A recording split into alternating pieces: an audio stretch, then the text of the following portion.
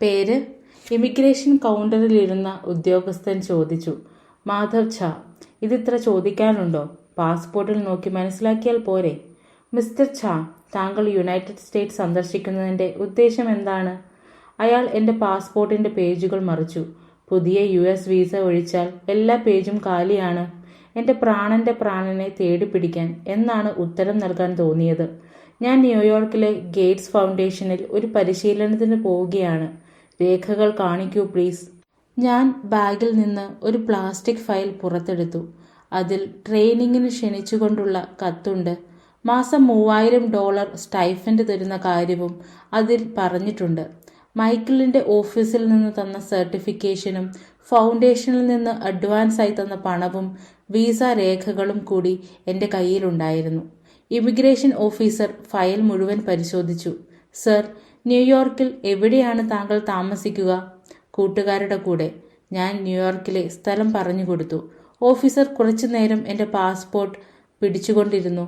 പിന്നെ ഒരു സീൽ കയ്യിലെടുത്തു. ആ സീലടിക്ക് വെടിവെപ്പിൻ്റെ ശബ്ദമുണ്ടായിരുന്നു. റിയയെ കണ്ടെത്താനുള്ള എൻ്റെ പാച്ചിൽ തുടങ്ങുകയായി. JFK എയർപോർട്ടിൽ നിന്ന് ന്യൂയോർക്ക് നഗരത്തിൻ്റെ പ്രധാന ഭാഗമായ മൻഹാട്ടൻ ദ്വീപിലേക്ക് ഒരു ടാക്സി പിടിച്ചു. ഇന്ത്യക്ക് പുറത്തുള്ള എൻ്റെ ആദ്യത്തെ യാത്രയാണ്. ആദ്യം ശ്രദ്ധയിൽപ്പെട്ടത് ആകാശത്തിൻ്റെ നിറമാണ്. തെളിഞ്ഞ നീല. ഇത്തരമൊരു ആകാശം ഇന്ത്യയിൽ കാണാൻ പറ്റാറില്ല. ഇന്ത്യയിൽ നിറയെ പൊടിയാണ് എന്നത് മനസ്സിലാക്കാം. എന്നാലും എന്തേ നമ്മുടെ ആകാശത്ത് നീലിമ കുറയാൻ? അന്തരീക്ഷത്തിലെ പൊടി നീലയുടെ ഈ തെളിമ കാഴ്ചയിൽ നിന്ന് മറയ്ക്കുന്നതാണോ? പിന്നെ ശ്രദ്ധയിൽപ്പെട്ടത് നിശബ്ദതയാണ്. നിറയെ ട്രാഫിക്കുള്ള ഒരു റോഡിലൂടെയാണ് ടാക്സി ഓടുന്നത്. എന്നിട്ടും ആരും ഹോൺ അടിക്കുന്നില്ല, സിഗ്നലുകളിൽ പോലും. ആ കടുത്ത നിശബ്ദതയിൽ എൻ്റെ കാതു പൊളിയുന്നതുപോലെ തോന്നി. ആദ്യമൊക്കെ വരിവരിയായുള്ള വീടുകളും ഇഷ്ടിക നിറമുള്ള വെയർ ഹൗസുകളും മാത്രമാണ് ഞാൻ കണ്ടത്. പ്രതീക്ഷിച്ച ഗാംഭീര്യമൊന്നും ഉള്ളതുപോലെ തോന്നിയില്ല. എന്നാൽ എയർപോർട്ടിൽ നിന്ന് പുറപ്പെട്ട് 30 മിനിറ്റ് കഴിഞ്ഞപ്പോൾ ഹഡ്സൺ നദിക്കു കുറുകെയുള്ള ബ്രൂക്ലിൻ പാലത്തിലെത്തി. TVയിൽ കണ്ടിട്ടുള്ള കൊൽക്കത്തയിലെ ഹൗറ പാലം പോലെയുണ്ട്. എന്നാൽ എന്തൊരു വലിപ്പവും വൃത്തിയും! അങ്ങേക്കരയിൽ 1000 അമ്പരചുംബികൾ തലയുയർത്തി നിൽക്കുന്നു. ഉയർന്ന കെട്ടിടങ്ങൾ ഒന്നൊന്നായി നഗരം മുഴുവൻ അക്ഷരാർത്ഥത്തിൽ തിങ്ങി നിൽക്കുകയാണ്. കാർ പാലം കടന്ന് മൻഹാട്ടനിലേക്ക് പ്രവേശിച്ചു. ബിഗ് ആപ്പിളിലേക്ക് സ്വാഗതം, ടാക്സി ഡ്രൈവർ അമേരിക്കൻ ആക്സന്റിൽ പറഞ്ഞു. നിങ്ങൾ ഈ പ്രദേശത്തുകാരനാണോ? ഞാൻ ചോദിച്ചു.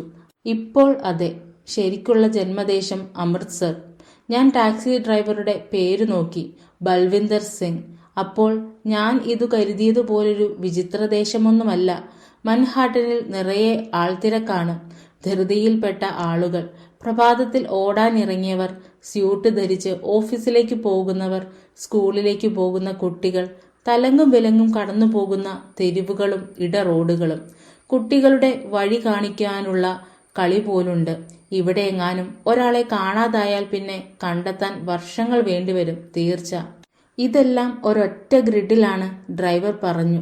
നിങ്ങൾക്ക് പോകേണ്ടത് അപ്പർ ഈസ്റ്റിലേക്കാണല്ലേ? അതെ.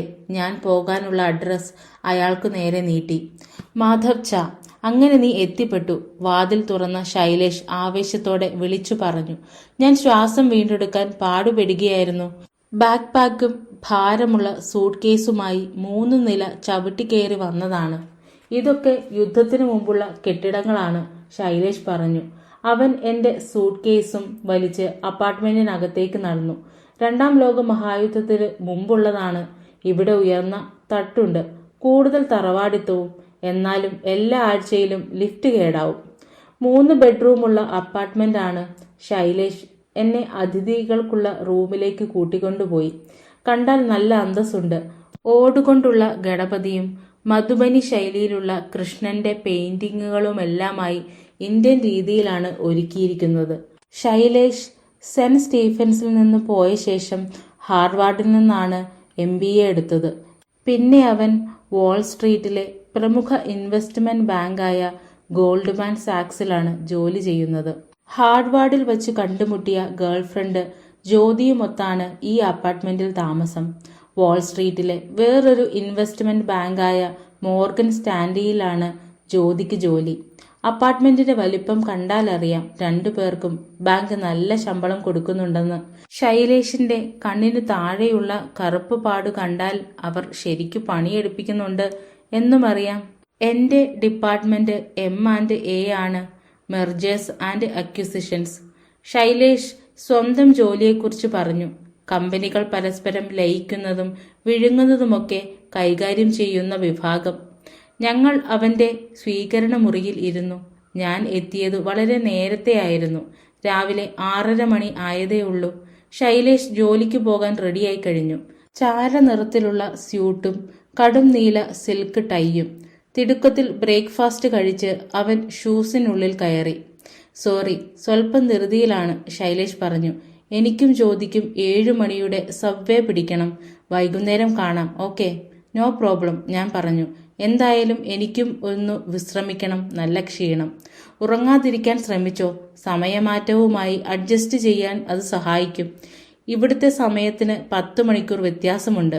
അതുകാരണം ന്യൂയോർക്ക് നഗരം ഉണർന്നു വരുന്ന ഈ സമയത്ത് എന്റെ ശരീരം ആവശ്യപ്പെടുന്നത് ഉറക്കമാണ്. ജ്യോതി, ശൈലേഷ് ഉറക്ക വിളിച്ചു. കമ്മിങ്. ഒരു കിടപ്പുമുറിയിൽ നിന്ന് നല്ല അമേരിക്കൻ ശുഭയുള്ള ഒരു പെൺശബ്ദം. ശൈലേഷ്, നീ എനിക്കൊരു വീട് ബ്രോക്കറെ പരിചയപ്പെടുത്തി തന്നാൽ, ഞാൻ പറയാൻ തുടങ്ങി. ശൈലേഷ് ഇടയ്ക്കു കയറി. നിനക്കെന്താടാ, വട്ടുണ്ടോ? കുറച്ചു ദിവസത്തെ കാര്യമല്ലേ ഉള്ളൂ. ഇതൊരു ട്രെയിനിങ് മാത്രമല്ലേ. 3 മാസം. അത്രയും കാലം ഇവിടെ താമസിക്കാൻ പറ്റില്ല. എന്തുകൊണ്ട് പറ്റില്ല? തൽക്കാലം വിശ്രമിക്ക്. നാളെ എനിക്കൊന്ന് ലണ്ടനിൽ പോണം. എന്നാലും ഇന്നു രാത്രി നമുക്ക് ശരിക്കൊന്ന് കൂടാം. ബ്രേക്ക്ഫാസ്റ്റ് കഴിച്ചു തീർത്ത് അവൻ പ്ലേറ്റുമെടുത്ത് അടുക്കളയിലെ സിങ്കിലേക്ക് നടന്നു. ശൈലേഷ്, നീ ആകെ മാറിപ്പോയി. മുമ്പ് ദിവസം മുഴുവൻ വെറും ഷോർട്സുമിട്ട് നമ്മൾ സെന്റ് സ്റ്റീഫൻസിൽ ഞൊട്ടയിട്ട് നടന്നതല്ലേ. ഇപ്പോൾ മിന്നുന്ന സ്യൂട്ട്, ഹൈഫൈ ബാങ്കറുടെ ജീവിതം, ന്യൂയോർക്ക് സിറ്റി. അവൻ ചിരിച്ചു. കാലം മാറുന്നു, കഥ മാറുന്നു. നമ്മളങ്ങനെ നീങ്ങിക്കൊണ്ടിരിക്കണം സഖാവേ. ഞാൻ ശൈലേഷ് പറഞ്ഞതിനെക്കുറിച്ച് ആലോചിച്ചു. പകുതി സമ്മതമേ ഉള്ളുവെങ്കിലും തലകുലുക്കി. ജ്യോതി പുറത്തേക്ക് വന്നു. 5.5 അടി പൊക്കമുള്ള ഒരു പെൺകുട്ടി. ഫോർമൽ ആയ സ്കേർട്ടും ഷർട്ടും പുറം ജാക്കറ്റുമാണ് വേഷം. ഹായ് മാധവ്, നിങ്ങളെക്കുറിച്ച് ധാരാളം കേട്ടിട്ടുണ്ട്. ജ്യോതി എനിക്ക് നേരെ കൈനീട്ടി. ശരിക്കും സാമന്ത സംസാരിക്കുന്നത് പോലെയുണ്ട്. തവിട്ടു തൊലിയും കറുത്ത കണ്ണുകളുമാണെന്ന് മാത്രം. ജ്യോതിയെപ്പറ്റി ഞാനും കേട്ടിട്ടുണ്ട്. സോറി, ഒരു സ്ഥലം ശരിയാവുന്നതുവരെ നിങ്ങളെ ബുദ്ധിമുട്ടിക്കേണ്ടി വന്നു. എത്ര കാലം വേണമെങ്കിലും ഇവിടെ കൂടിക്കോളൂ. ഞങ്ങൾ എപ്പോഴും ജോലി തിരക്കിലാവും. ഈ സ്ഥലമൊക്കെ ഉപയോഗിക്കാൻ ഒരാൾ ഉണ്ടാവുകയെങ്കിലും ചെയ്യുമല്ലോ. ജ്യോതി ശൈലേഷിന് നേരെ തിരിഞ്ഞു. റെഡിയായോ ഹണി? ശൈലേഷ് തലകുലുക്കി. അതിഥി മുറിയിൽ ഇരുന്ന് ഞാൻ വസ്ത്രങ്ങൾ പുറത്തെടുത്തു വയ്ക്കാൻ തുടങ്ങി. ഒപ്പം അടുത്ത 2 ദിവസത്തേക്കുള്ള പരിപാടികൾ ആലോചിക്കാനും.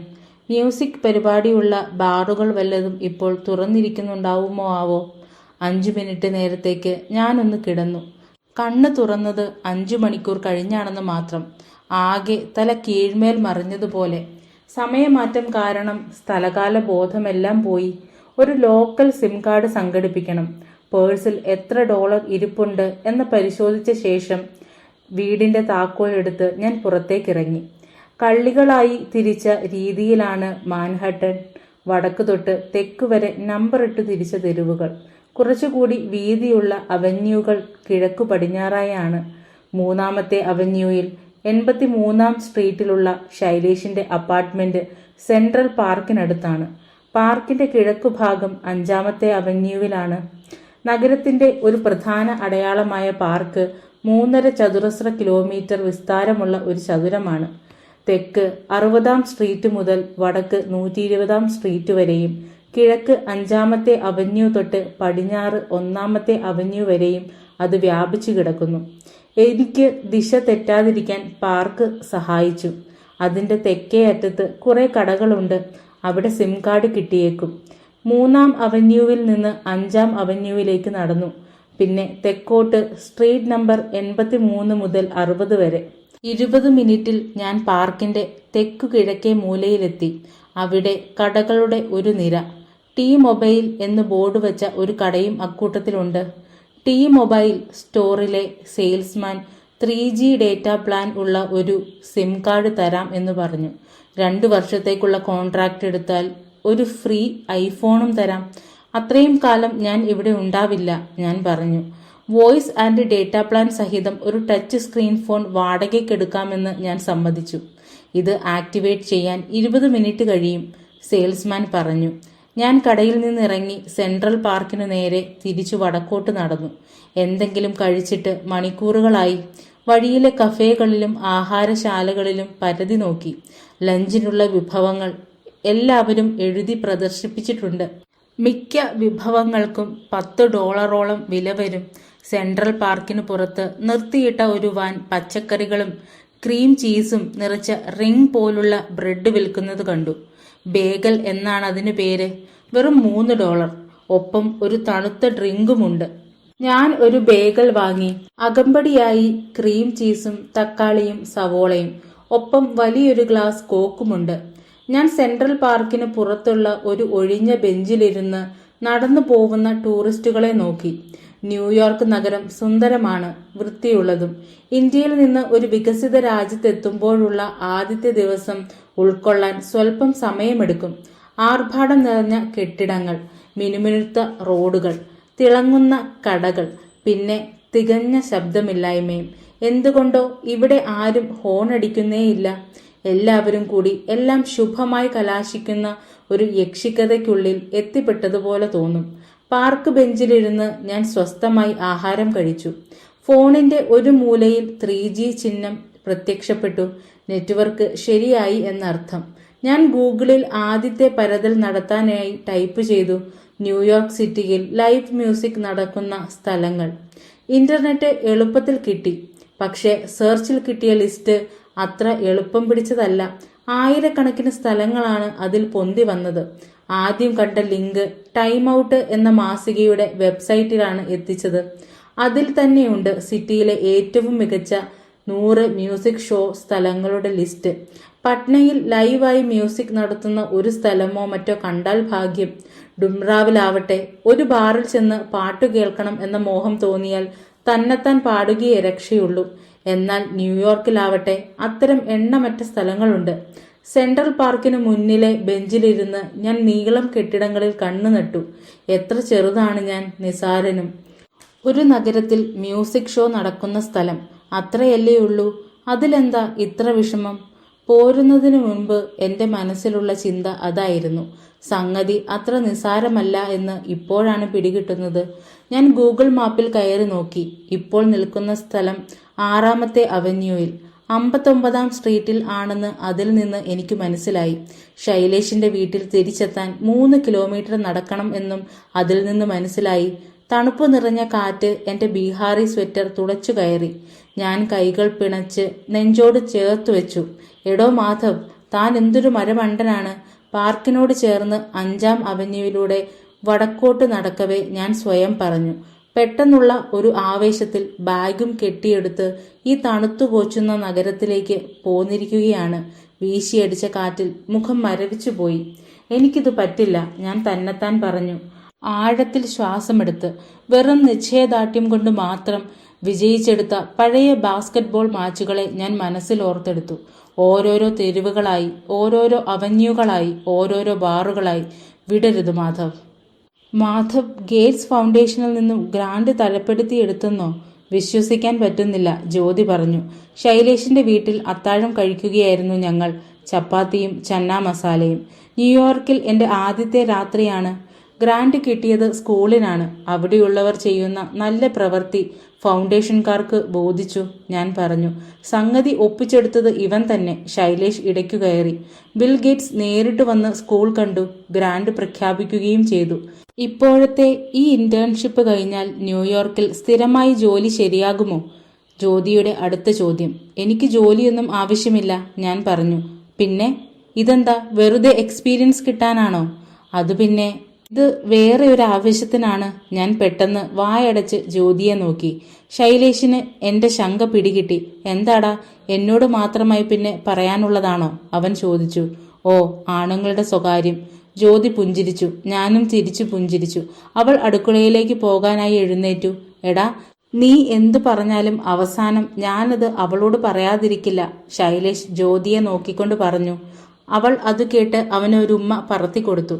എന്നാൽ പിന്നെ ശരി, ജ്യോതിയും ഇരിക്കൂ, ഞാൻ പറഞ്ഞു. ജ്യോതി വീണ്ടും കസേരയിലിരുന്ന് കാതോർത്തു. ഞാൻ ഇവിടെ വന്നിരിക്കുന്നത് ഒരാളെ തേടി പിടിക്കാനാണ്. തേടി പിടിക്കാനോ? അപ്പോൾ അയാളുടെ അഡ്രസ്സും നമ്പറും ഒന്നും കയ്യിലില്ലേ? ജ്യോതി ചോദിച്ചു. അയാളല്ല, അവൾ. ഇല്ല, ഒരു വിവരവും എൻ്റെ പക്കലില്ല. അവൾ ഇവിടെ ഉണ്ടോ എന്ന് പോലും ഉറപ്പില്ല.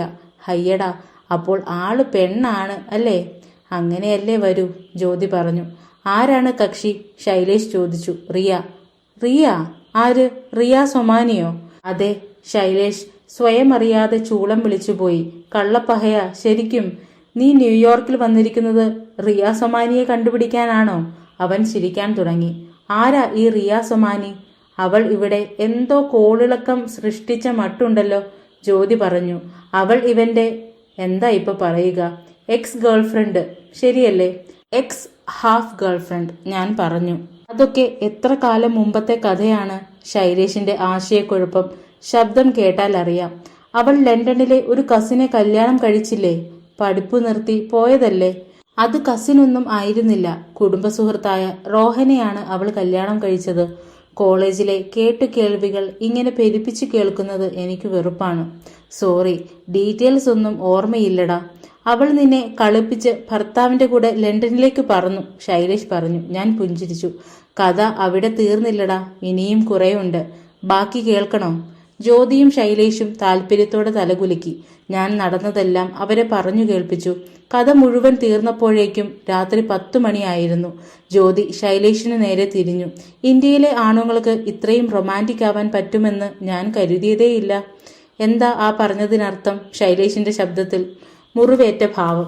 വണ്ടി ഇറങ്ങിയാൽ ഓഫീസ് വരെ കൂടെ നടക്കാൻ പോലും നിനക്ക് സമയമില്ലല്ലോ, ജ്യോതി പറഞ്ഞു. ഇവിടെ ഇതാ ചിലർ കാണാതായ കാമുകിയെ തേടി ലോകത്തിന്റെ മറ്റേ പുറത്തു നിന്ന് യാത്ര ചെയ്തു വരുന്നു. എന്റെ ജ്യോതി, എന്ത് കേട്ടാലും ഇങ്ങനെ ആവലാതി പറയരുത്, ശൈലേഷ് പറഞ്ഞു. എന്നിട്ടവൻ എന്റെ നേരെ തിരിഞ്ഞു. എന്നാലും പഹയ, നീ ആള് ഭയങ്കരൻ തന്നെ. ഇപ്പോഴും ആ പെണ്ണിന്റെ പിന്നാലെയാണോ? കൊല്ലം 7 കഴിഞ്ഞില്ലേ? ഓ, എത്ര റൊമാൻറ്റിക്. ജ്യോതി ഏതോ സ്വപ്നത്തിൽ മുഴുകിയതുപോലുണ്ട്. ഒപ്പം തനി മണ്ടത്തരവും. ശൈലേഷ്, ജ്യോതി ചോദിച്ചു. ഞാൻ എൻ്റെ കൂട്ടുകാരനെ രക്ഷിക്കാൻ വേണ്ടിയാ പറയുന്നത്. അവൻ പറയുന്നത് ശരിയാണ്. ഞാൻ ഇടയ്ക്കു കയറി. ഞാൻ കാട്ടുന്നത് മണ്ടത്തരം തന്നെയാ. എന്നാലും ഇത് ചെയ്യാതിരിക്കാൻ പറ്റുന്നില്ല. അവളാണ് എനിക്ക് എല്ലാം. എല്ലാമോ? അവൾ ചത്തുപോയി എന്നല്ലേ നീ കരുതിയിരുന്നത്? എന്നിട്ടും നീ ജീവിച്ചു പോന്നല്ലോ. ജീവിച്ചു പോന്നു എന്നത് നേരാണ്. എന്നാൽ ശരിക്കും ജീവൻ ഉണ്ടായിരുന്നില്ല. ജ്യോതി ദീർഘശ്വാസം വിട്ടു. ശൈലേഷ് കൈയൊഴിഞ്ഞു. അവൻ ഒരു കുപ്പി റെഡ് വൈനും 3 ഗ്ലാസും എടുത്തു വെച്ചു. നിങ്ങൾക്ക് രാവിലെ നേരത്തെ എഴുന്നേൽക്കണ്ടേ? ഞാൻ ഒരു സിപ്പ് എടുത്തുകൊണ്ട് പറഞ്ഞു. ഉറങ്ങാറായാൽ പോയി കിടന്നോളൂ. അത് സാരമില്ല, ശൈലേഷ് പറഞ്ഞു. എന്താ നിന്റെ പരിപാടി? ഞാൻ ഇപ്പോൾ ഒന്ന് പുറത്തിറങ്ങാൻ പോവുകയാണ്. ഇപ്പോഴോ? ജ്യോതി ഗ്ലാസ്സിലെ വൈൻ ധൃതിയിൽ തീർത്തു. ആദ്യം അപ്പർ ഈസ്റ്റ് സൈഡിലെ മ്യൂസിക് ഷോയുടെ സ്ഥലങ്ങൾ ഒന്ന് നോക്കണം. ഇത്ര വൈകിട്ടോ? ജ്യോതി ചോദിച്ചു. എന്തായാലും 10 മണി കഴിയാതെ എവിടെയും പരിപാടി തുടങ്ങില്ല. ഞാൻ ഗ്ലാസ് കാലിയാക്കി എണീറ്റു. എടാ, ഇത് ന്യൂയോർക്ക് സിറ്റിയാണ്. ഓരോ ബ്ലോക്കിലുമുണ്ട് ലൈവ് മ്യൂസിക് ഉള്ള ബാറുകൾ, ശൈലേഷ് പറഞ്ഞു. അപ്പോൾ പിന്നെ എല്ലാ ബ്ലോക്കിലും ചെന്ന് നോക്കിയേ പറ്റൂ. നിനക്ക് യഥാർത്ഥ വട്ട് തന്നെ, ശൈലേഷ് പറഞ്ഞു. അത് നോക്കുന്ന രീതി അനുസരിച്ചിരിക്കും. ഞാൻ വിട്ടുകൊടുത്തില്ല. എന്നുവച്ചാൽ നീ രാവിലെ 6 മണിക്ക് എണീറ്റ് സ്യൂട്ടും ധരിച്ച് ഇറങ്ങുന്നു. 7:30 ഓഫീസിലെത്തുന്നു. എന്നിട്ട് 13 മണിക്കൂർ എന്നും ജോലി ചെയ്യുന്നു. ഇതൊക്കെ വെറും വട്ടാണ് എന്ന് കരുതുന്ന എത്രയോ പേരുണ്ടാവും. അതെനിക്ക് തക്ക പ്രതിഫലം കിട്ടിയിട്ടാണടാ, അതും $. എനിക്ക് കിട്ടാനുള്ള പ്രതിഫലം റിയയാണ്, ഞാൻ പറഞ്ഞു. ശൈലേഷിന് ഉത്തരം മുട്ടിയതുപോലെ തോന്നി. നിൽക്കൂ, കുറച്ചുകൂടി ചൂട് കിട്ടുന്ന ജാക്കറ്റ് ഇട്ടിട്ട് പോകൂ, ജ്യോതി പറഞ്ഞു. അവൾ അലമാരയിൽ പരതി. തൂവൽ നിറച്ച ഒരു ലെതർ ജാക്കറ്റുമായി എത്തി. താങ്ക്സ്, ഞാൻ പറഞ്ഞു. എന്നിട്ട് പുറത്തു കടന്ന് വാതിലടച്ചു. അകത്ത് ശൈലേഷ് പറയുന്നത് കേൾക്കാമായിരുന്നു. ഇവനെ വല്ല സൈക്കാട്രിസ്റ്റിനെയും കാണിച്ചാലോ? ഗൂഗിൾ മാപ്സിന് വട്ടുകയറിയ പ്രണയികളോട് യാതൊരു പരിഹാസവുമില്ല. ഞാൻ നിൽക്കുന്നതിനടുത്തുള്ള മ്യൂസിക് പരിപാടിയുള്ള ബാറുകൾക്കായി നോക്കിയപ്പോൾ അത് യാതൊരു സങ്കോചവും കൂടാതെ ലിസ്റ്റ് കാണിച്ചു തന്നു. ആദ്യത്തെ പേര് ബ്രാൻഡീസ് പിയാനോ ബാർ. 5 മിനിറ്റ് നടക്കാനുള്ളതേ ഉള്ളൂ.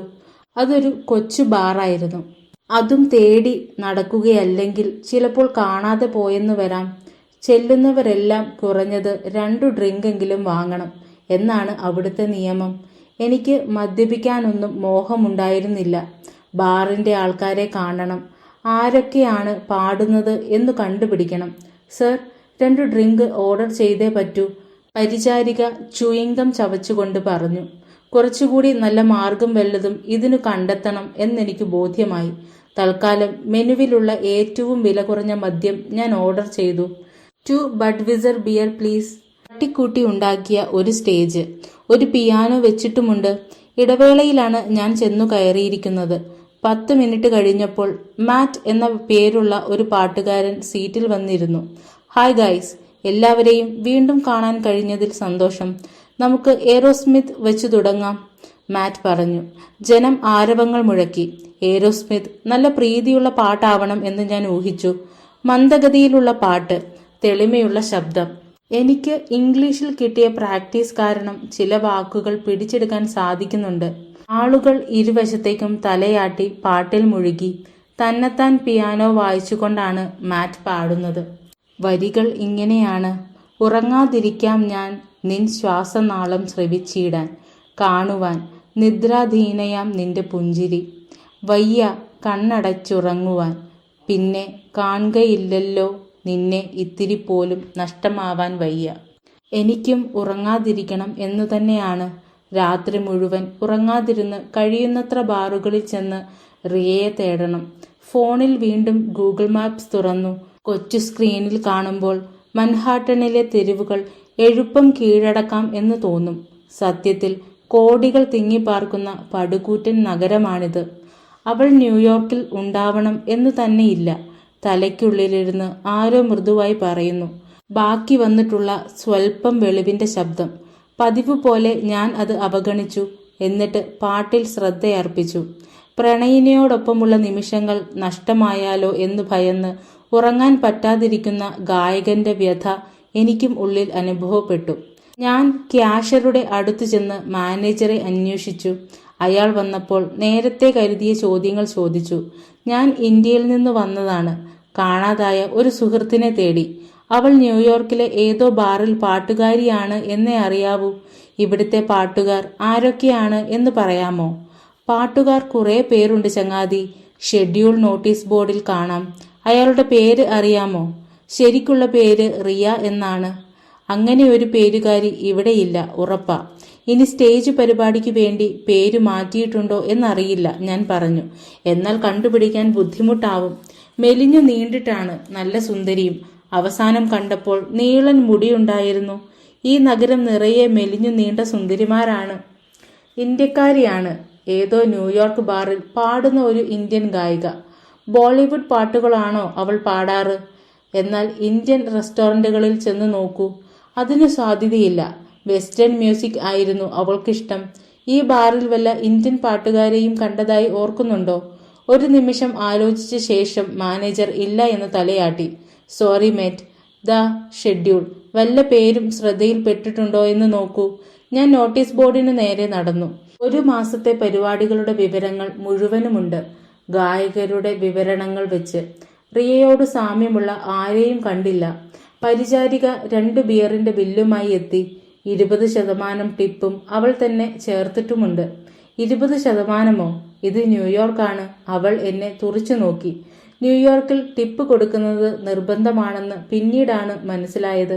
പിന്നെ ബ്രാൻഡീസിൽ നിന്നിറങ്ങി അടുത്തുള്ള വേറെ ചില ബാറുകളിൽ കൂടി കയറി നോക്കി. 2ാം അവന്യൂവിൽ 87ാം സ്ട്രീറ്റിൽ മാൾട്ടി ഓംബ്രിയൻസ്. അവിടെ പാട്ടുകാരേക്കാൾ കൂടുതൽ റോക്ക് ബാൻഡുകളായിരുന്നു. 88ാം സ്ട്രീറ്റിലെ അപ് ഡൗൺ റെസ്റ്റോറന്റ് ആൻഡ് ലോഞ്ചിലെ പരിപാടികളുടെ പട്ടിക പുറത്തു തന്നെ പ്രദർശിപ്പിച്ചിരുന്നു. അവിടെ 2 പെണ്ണുങ്ങളെ പാടുന്നുള്ളൂ.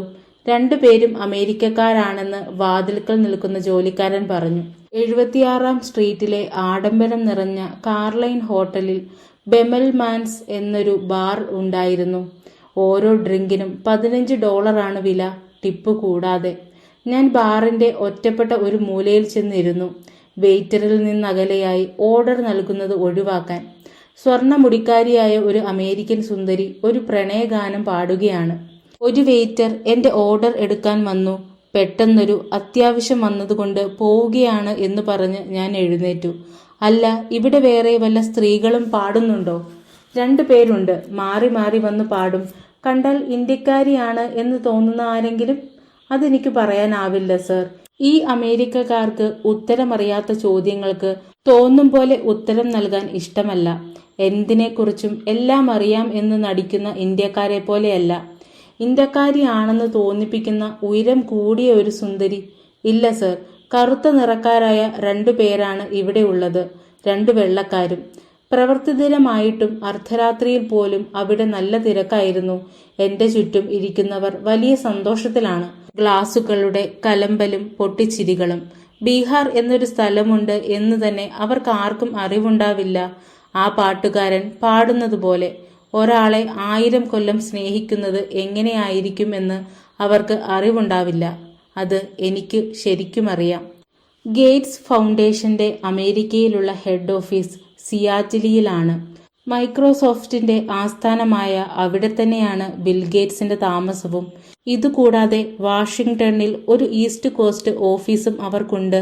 ന്യൂയോർക്കിൽ അവർ പലപ്പോഴും പ്രവർത്തിക്കുന്നത് പലതരം പദ്ധതികളുടെ പങ്കാളികളുമായി ചേർന്നാണ്. ന്യൂയോർക്ക് തന്നെ വേണം എന്ന് ഞാൻ നിർബന്ധം പറഞ്ഞതിനാൽ ഐക്യരാഷ്ട്ര സംഘടനയുമായി ചേർന്നുള്ള ഒരു പ്രോജക്റ്റിലാണ് മൈക്കിൾ എനിക്ക് സ്ഥാനം തരപ്പെടുത്തി തന്നത്. ന്യൂയോർക്കിന്റെ ഹൃദയഭാഗത്തു തന്നെയാണ് യുഎന്നിന്റെ ലോക ആസ്ഥാനം.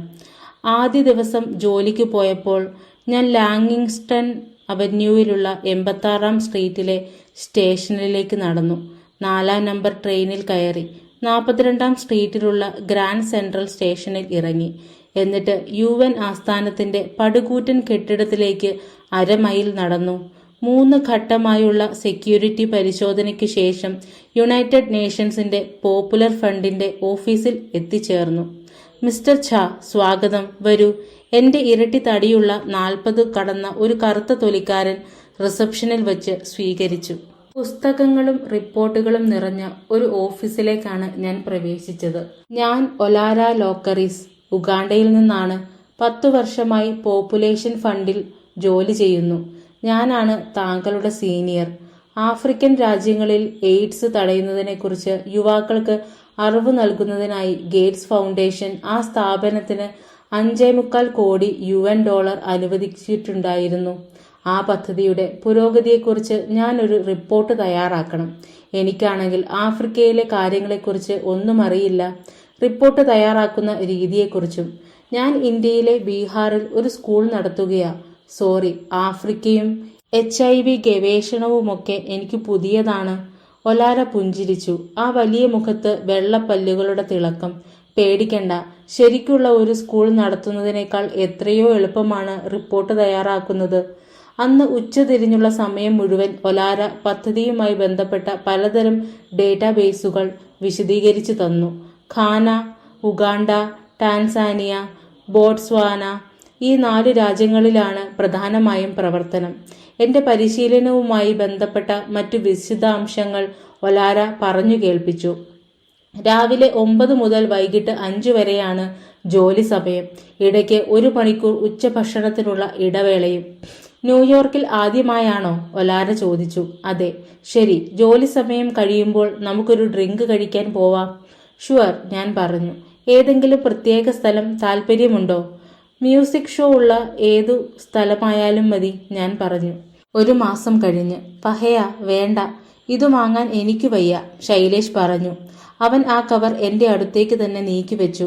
അതിനകത്ത് ഞാൻ $1000 വെച്ചിരുന്നു. 1 മാസം ആയില്ലേ ശൈലേഷ്? എനിക്ക് വല്ലാതെ കടപ്പെട്ടതുപോലെ തോന്നുന്നു. ഞാൻ ഡുംറാവിൽ വന്നാൽ നിനക്ക് വാടക തരുമോ? ഇല്ല, പക്ഷെ ഇവിടെ നീ വാടക കൊടുത്തല്ലേ ജീവിക്കുന്നത്. അപ്പോൾ ഒരു പങ്ക് തരാൻ എന്നെ സമ്മതിക്കണം.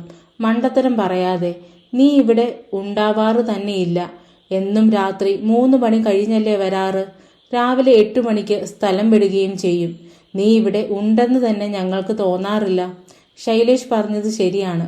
കഴിഞ്ഞ ഒരാഴ്ച ഞങ്ങൾ പരസ്പരം കണ്ടിട്ടേയില്ല, താമസം ഒരേ വീട്ടിലായിട്ടും. എങ്ങനെയുണ്ട് നിന്റെ ജോലി? ശൈലേഷ് ചോദിച്ചു. ശരിക്കും എന്താണ് നീ ഇവിടെ ചെയ്യുന്നത്? ബോട്സ്വാനയിലെ എയ്ഡ്സ് ബോധവൽക്കരണ പ്രവർത്തനങ്ങളുടെ പുരോഗതി വിലയിരുത്തുക. കേട്ടിട്ട് മഹത്തായ കാര്യം തന്നെ. മഹത്തായ കാര്യമാണോ എന്നതൊന്നും പ്രശ്നമല്ല. എനിക്കാകെ ഒരു കാര്യമേ അറിയൂ.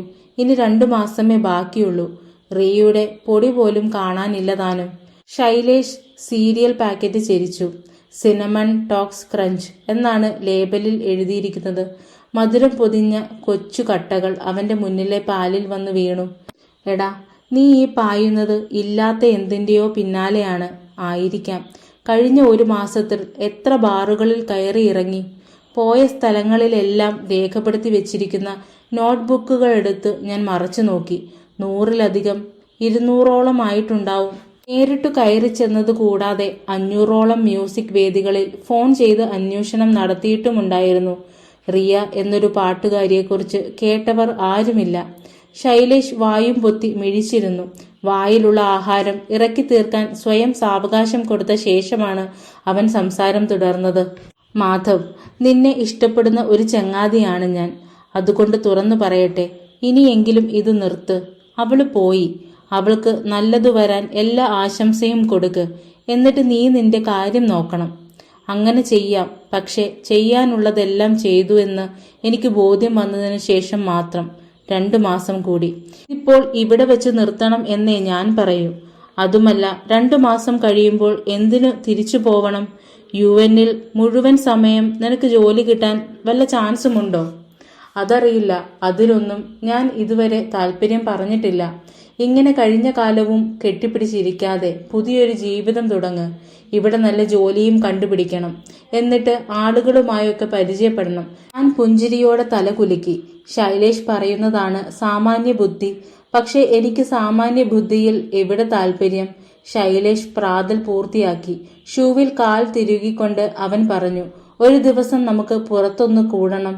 ഒറ്റയ്ക്ക് നടക്കുന്ന സുന്ദരി പെണ്ണുങ്ങൾ ധാരാളം ജ്യോതിയുടെ കൂട്ടുകാരായുണ്ട്. ഷുവർ. നിങ്ങൾ വല്ല ലൈവ് മ്യൂസിക് പരിപാടിക്കും പോകുമ്പോൾ പറഞ്ഞാൽ മതി. ശൈലേഷ് എന്നെ നോക്കി പൊട്ടിച്ചിരിച്ചു. വട്ടൻ. ആ, ഇനി ഞാൻ ഇറങ്ങട്ടെ, ഇല്ലെങ്കിൽ വണ്ടി കിട്ടില്ല. UN ആസ്ഥാനത്ത് 1 മണിക്കൂർ ഉച്ചഭക്ഷണത്തിനായി ഒഴിവുണ്ട്. മിക്ക ദിവസവും ഞാൻ ഒരു സാൻഡ്വിച്ച് കൊണ്ട് കാര്യമൊപ്പിക്കും.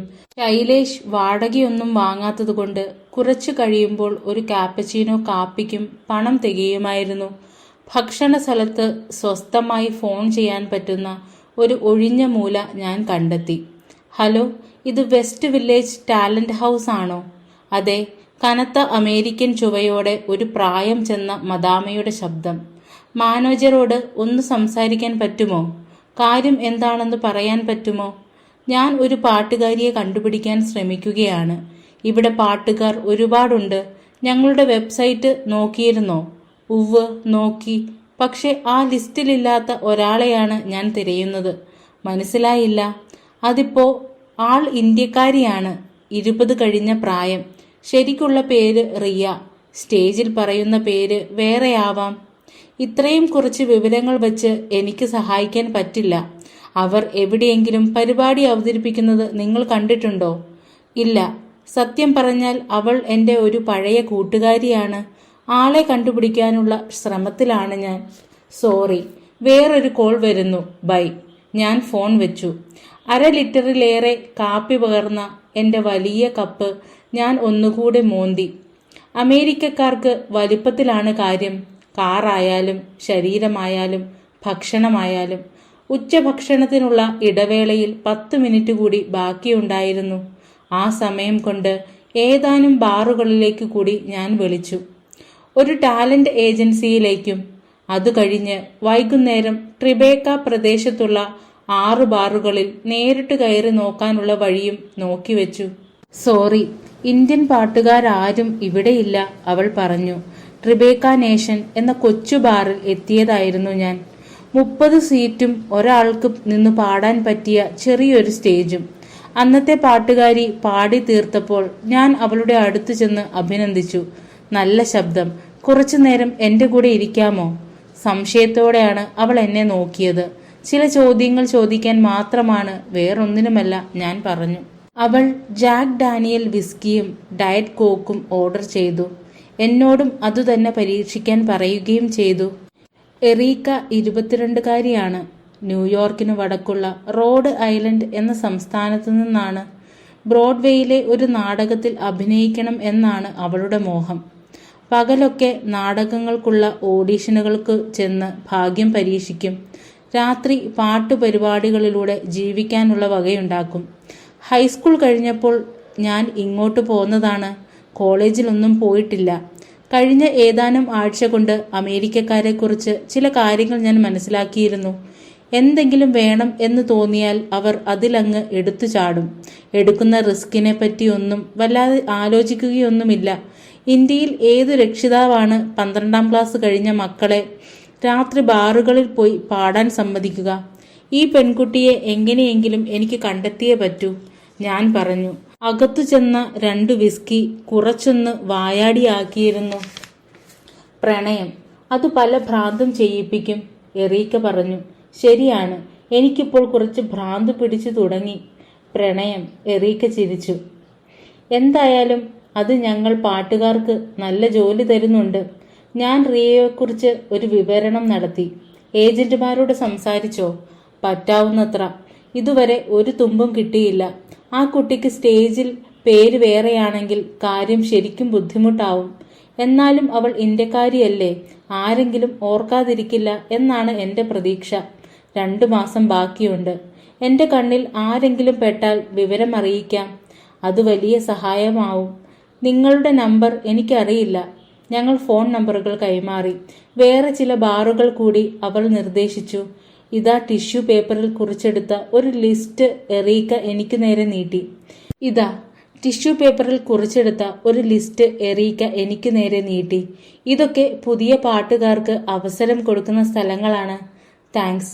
ഭാഗ്യം ചെയ്ത പെൺകുട്ടി, എറീക്ക പറഞ്ഞു. ഇനി ഭാഗ്യം വേണ്ടത് എനിക്കാണ്.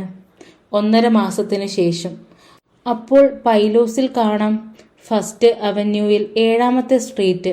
8 മണിക്ക് തന്നെ എത്തണേ. ശൈലേഷ് ഫോൺ വെച്ചു.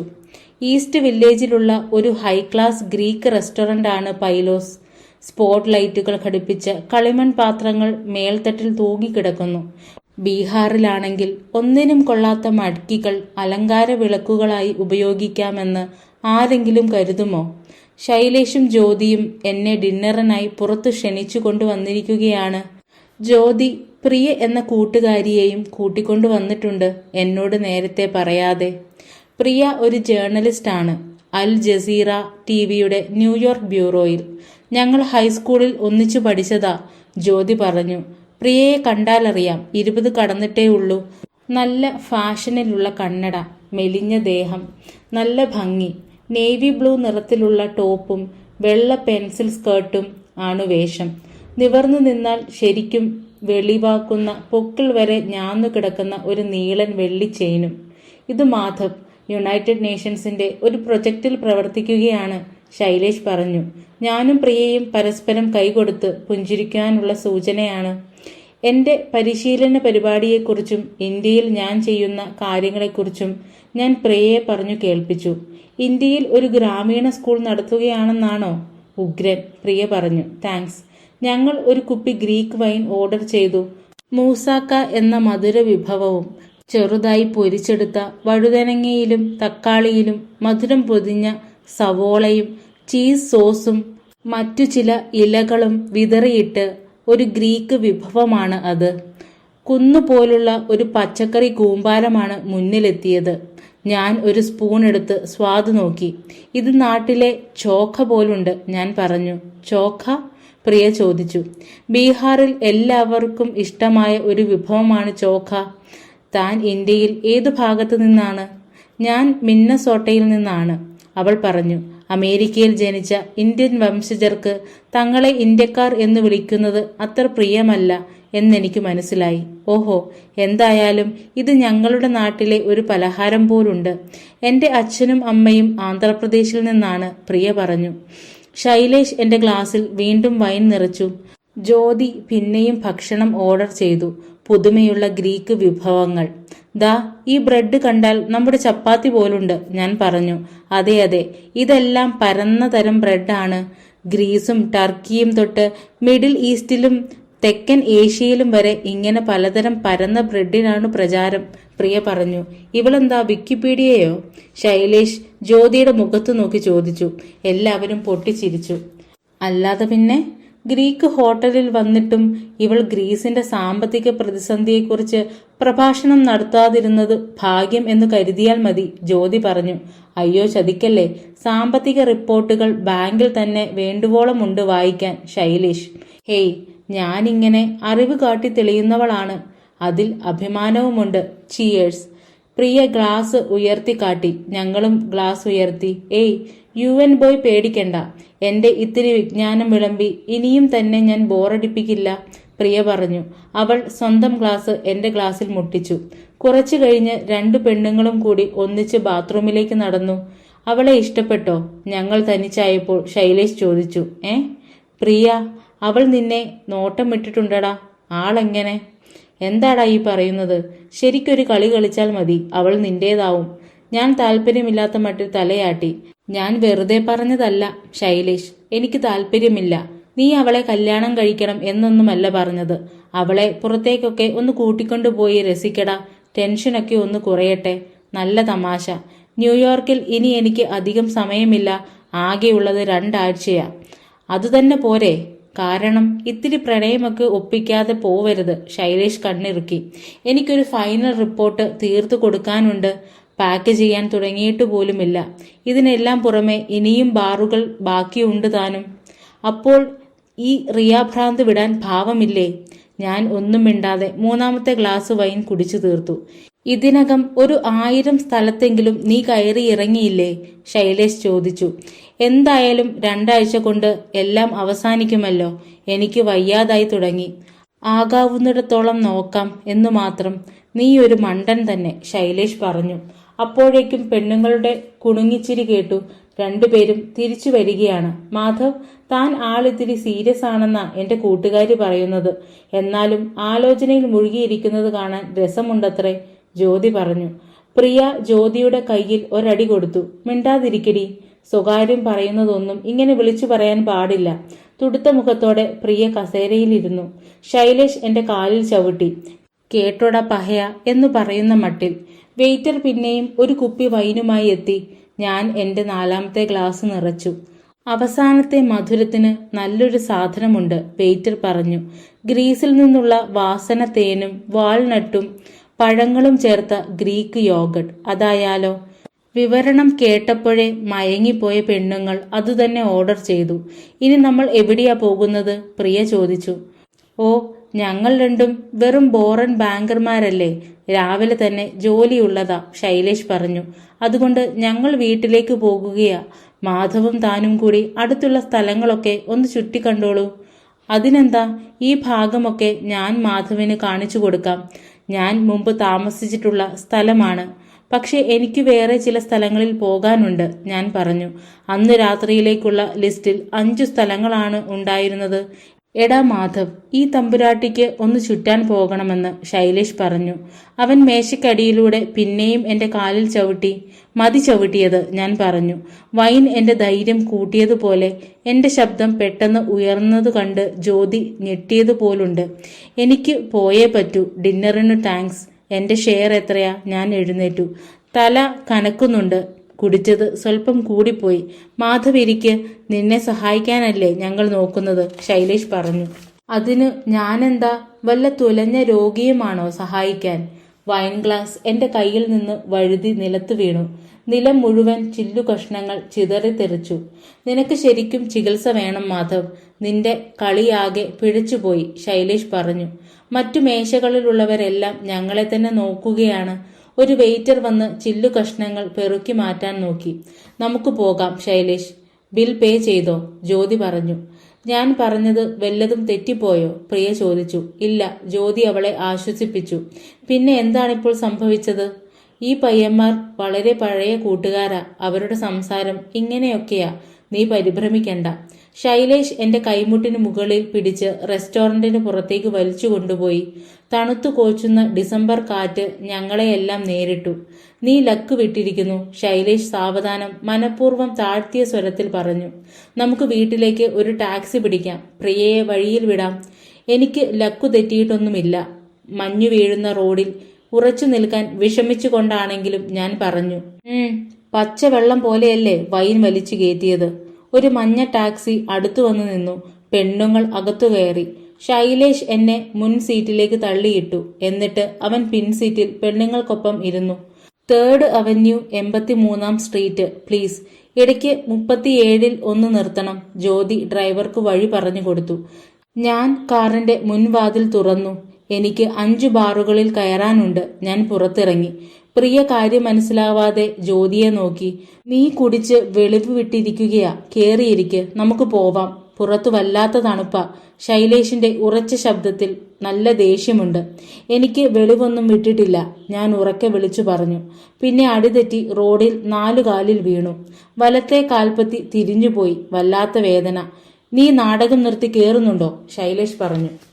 വേദന കൊണ്ട് എന്റെ മുഖം പിടയുന്നത് കണ്ട് പെൺകുട്ടികൾ 2 പേരും പുറത്തിറങ്ങാനൊരുങ്ങി. പക്ഷേ ശൈലേഷ് അവരെ തടഞ്ഞു. നീ വരുന്നുണ്ടോ ഇല്ലയോ? ബ്രോ, എനിക്ക് ക്ഷമ കെട്ടു തുടങ്ങി. എനിക്ക് 5 ബാറുകളിൽ പോകാനുണ്ട്, ഞാൻ പിന്നെയും പറഞ്ഞു, വീഴ്ചയുടെ വേദന കടിച്ചമർത്തിക്കൊണ്ട്. എന്നാൽ പോയി തുലയ്, ശൈലേഷ് പറഞ്ഞു. അവൻ കാറിന്റെ വാതിൽ വലിച്ചടച്ചു. ടാക്സി ഇരമ്പി അകന്നു. എന്റെ മുഖത്ത് ഏതാനും തണുത്ത തുള്ളികൾ വന്നു വീണു. ഞാൻ ആകാശത്തേക്ക് കണ്ണുയർത്തി. എല്ലായിടത്തും വെളുവെളുത്ത് കൊച്ചു മഞ്ഞു കണങ്ങൾ പൊഴിയുകയാണ്. വീടില്ലാതെ നടക്കുന്ന ഒരാൾ കൈ പിടിച്ച് എന്നെ എഴുന്നേൽക്കാൻ സഹായിച്ചു. കഷ്ടകാലക്കാരനെ സഹായിക്കാൻ കഷ്ടകാലക്കാരനെ പറ്റൂ.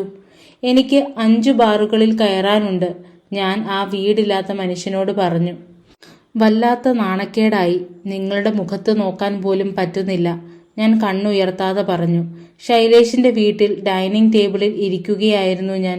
അടുത്തുള്ള ഒരു ഭക്ഷണക്കടയിൽ നിന്ന് പലഹാരങ്ങളും കാപ്പിയും ഓറഞ്ച് ജ്യൂസും പഴങ്ങളുമൊക്കെ വാങ്ങിയാണ് ഞാൻ വന്നത്. ശൈലേഷ് ഒന്നും പ്രതികരിച്ചില്ല. മാധവ് എപ്പോഴാണ് വന്നത്? അതുമല്ല, ഈ സാധനങ്ങളൊക്കെ എവിടുന്ന് കിട്ടി? ജ്യോതി ചോദിച്ചു. ഞാൻ 6 മണിയായപ്പോൾ വന്നു. ഉറങ്ങാൻ ശ്രമിച്ചു, പക്ഷേ കുറ്റബോധം കാരണം പറ്റിയില്ല. അപ്പോൾ ഞാൻ പുറത്തുപോയി ബ്രേക്ക്ഫാസ്റ്റ് വാങ്ങി വന്നു. അതിലൊന്നും ബുദ്ധിമുട്ടുണ്ടായിരുന്നു. ഇന്നലെ രാത്രി മാധവിന് എന്തു പറ്റിക്കാണും എന്നാലോചിച്ച് വിഷമിച്ചിരിക്കുകയായിരുന്നു. ഏയ്, അത്ര വിഷമമൊന്നും ഇല്ലായിരുന്നു, ശൈലേഷ് ഇടയ്ക്കു കയറി പറഞ്ഞു. ഞാൻ ജ്യോതിയെ നോക്കി പറഞ്ഞു. സോറി ജ്യോതി, തന്റെ കൂട്ടുകാരിയുടെ മുന്നിൽ വെച്ച് ഞാൻ ശരിക്കും ഒരു കഴുതയെപ്പോലെ പെരുമാറി. നിങ്ങൾ 2 പേർക്കും നാണക്കേടുണ്ടാക്കി. ഭാഗ്യം, എന്തായാലും ഞാൻ പോവാനുള്ള സമയം അടുത്തല്ലോ. ശൈലേഷ് ഒരക്ഷരം മിണ്ടാതെ എന്നെ തറച്ചു നോക്കിയിരുന്നു. ശൈലേഷ്, സോറി, വൈൻ കുടിച്ചത് വല്ലാതെ കൂടിപ്പോയി. ഈ ഗ്രീക്ക് വൈൻ ഇത്രയും ഭയങ്കരമാണെന്ന് അറിഞ്ഞില്ല. അതല്ല കാര്യം, നമുക്കെല്ലാം സ്വല്പം തലയ്ക്ക് പിടിക്കും, തമാശ കാട്ടുകയും ചെയ്യും. പക്ഷെ നീ ചെയ്തത് ഞങ്ങളെ അപമാനിക്കലാണ്. പ്രിയയ്ക്ക് വല്ലാതെ വിഷമമായി. വിശേഷപ്പെട്ട ഒരു വൈകുന്നേരം നീ നശിപ്പിച്ചു. നീ പറഞ്ഞത് ശരിയാണ്, ഐ ആം സോറി. നീ നിന്നെ തന്നെ ഒന്ന് കണ്ടിരുന്നെങ്കിൽ. 5 ബാറുകൾ 5 ബാറുകൾ എന്ന് വിളിച്ചു കൂവിക്കൊണ്ട് റോഡിൽ വേച്ചങ്ങനെ. നിനക്കെന്തു പറ്റിയടാ? അവസാനം എനിക്കും മനസ്സിലായി തുടങ്ങിയടാ, ഇനി ഞാൻ റിയയെ കാണുകയേ ഉണ്ടാവില്ല. എന്റെ ശ്രമം മുഴുവൻ പാഴിലാണല്ലോ എന്ന തിരിച്ചറിവാണിപ്പോൾ. അതാണ് ഇന്നലെ എന്നെ പിടികൂടിയത്. ഇപ്പോഴും നീ ഓരോ സ്ഥലത്ത് കയറി ഇറങ്ങുന്നുണ്ട്. 5 ബാർ 5 ബാർ, ഇത് തന്നെയാണ് പറച്ചിൽ. എന്തു പന്ന പരിപാടിയാടാ മാധവ്. ഞാൻ എവിടെയും പോയില്ല, പോവാൻ പറ്റിയില്ല. അപ്പോഴേക്കും ബോധം പോയി. അപ്പോൾ വീട്ടിലെങ്ങനെ എത്തി?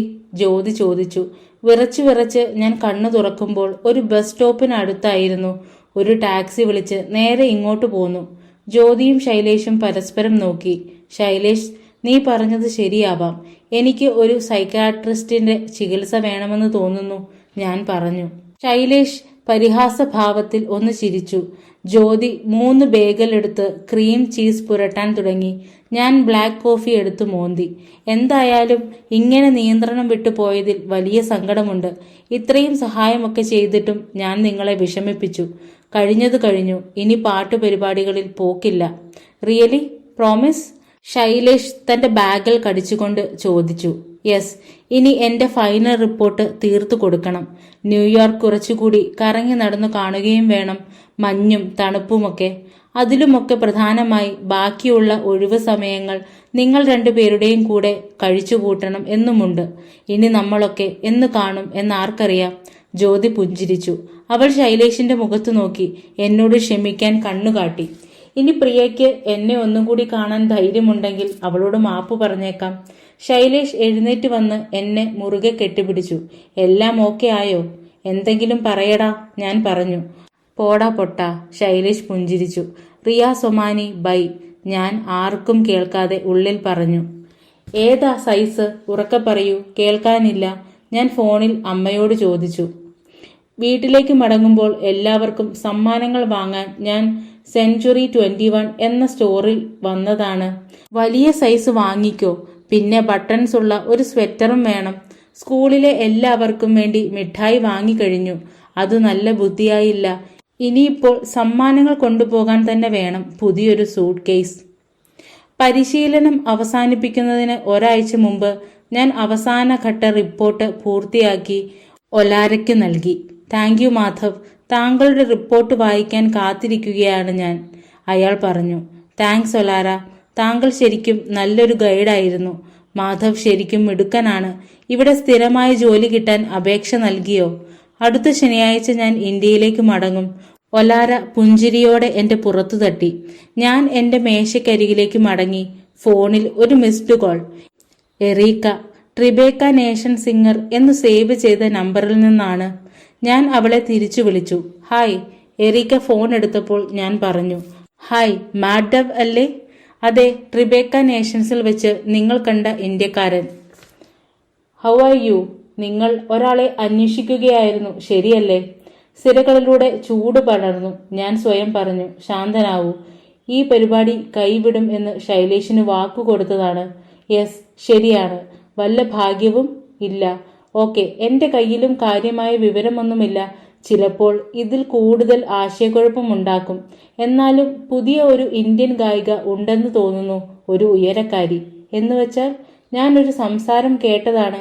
ആരാണ് പറഞ്ഞത്? ബാറിൽ വന്നവർ. ഈ പറഞ്ഞ സുന്ദരിയായ പാട്ടുകാരിയെക്കുറിച്ച് സംസാരിക്കുകയായിരുന്നു അവർ. അവൾ ഏതു രാജ്യക്കാരിയാണ് എന്ന് ഊഹിച്ചെടുക്കാനായിരുന്നു അവരുടെ ശ്രമം. ശരീരപ്രകൃതി കണ്ടാൽ ഇന്ത്യക്കാരി, പക്ഷെ തൊലി വെളുത്തതും എന്നാണവർ പറഞ്ഞത്. അപ്പോൾ എനിക്ക് നിങ്ങളെ ഓർമ്മ വന്നു. പിന്നെ അവർ പിന്നെ വല്ലതും പറഞ്ഞോ? അവൾ നന്നായി പാടുന്നുണ്ടെന്നാ പറഞ്ഞത്. ജാസ്, കുറച്ച് റോക്കും. എന്ത്? അല്ല, എവിടെയാ? എവിടെ വെച്ചാ അവർ അവളുടെ പാട്ട് കേട്ടത്? അത് ചോദിച്ചോ? ഉവ്, 14-ാം സ്ട്രീറ്റിലുള്ള യൂണിയൻ സ്ക്വയർ ഫാർമേഴ്സ് മാർക്കറ്റിലാണത്രേ. ബാറാണോ? അല്ലല്ല, ഫാർമേഴ്സ് മാർക്കറ്റ് എന്ന് വെച്ചാൽ ഒരുതരം തെരുവ് ചന്തയാണ്. ഓർഗാനിക് ഫുഡിന്റെ സ്റ്റാളുകളും ഉണ്ടാവും. ചിലപ്പോൾ 1-2 പാട്ടുപരിപാടികളും കാണും. അപ്പോൾ ഞാൻ എന്തു ചെയ്യണം? അതറിയില്ല. സോറി, അവർക്കും കൂടുതൽ വിവരമൊന്നും അറിയില്ല. ഈ മാർക്കറ്റിന്റെ സംഘാടകർക്ക് അറിവുണ്ടാകുമോ? സംശയമാണ്. വേണമെങ്കിൽ ഒരു ശ്രമം നടത്തൂ. യൂണിയൻ സ്ക്വയറിലേക്ക് ട്രെയിൻ നമ്പർ 4 പിടിച്ചാൽ മതി. ഓക്കെ, ഞാൻ പറഞ്ഞു. സോറി മാധവ്, നിങ്ങളുടെ കൺഫ്യൂഷൻ ഞാൻ കൂട്ടുമെന്ന് ആദ്യമേ പറഞ്ഞില്ലേ? എന്നാലും അവൾ ഇവിടെ ഉണ്ടോ എന്ന് പോലും അറിയില്ല എന്നാണ് അന്ന് നിങ്ങൾ പറഞ്ഞത്. ഉണ്ടാവാനിടയുണ്ട്. Thanks Erica.